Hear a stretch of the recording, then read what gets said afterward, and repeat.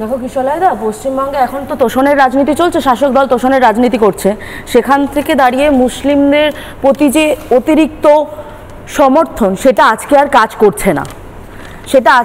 করছে না, যার জন্য রাজ্যের মুখ্যমন্ত্রী মঞ্চ থেকে বারংবার বলছে বাংলা এবং বাংলা ভাষা এবং বাঙালিদের নিয়ে যে ভাষা আন্দোলনের কথা বলছে বারংবার, যেখানে আজকে দাঁড়িয়ে তারই প্রশ্রয়ে আজকে বাংলাতে রোহিঙ্গারা নিরাপদ, তাদের যে নিরাপদ আশ্রয়টা সেটা কার জন্য হয়েছে?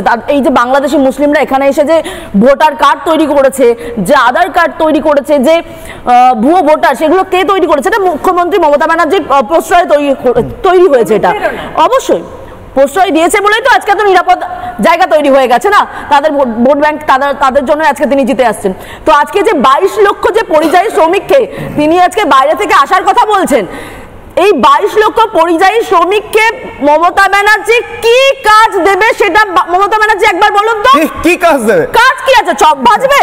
আজকে তো বলেছে আজকে যারা শিক্ষিত চাকরি প্রার্থী আছে, আমরা যারা যে পড়াশোনা করছে, আমাদের আগামী দিনের ভবিষ্যৎ কি? আমরা কি চপ ভাজবো বাংলায় বসে বসে?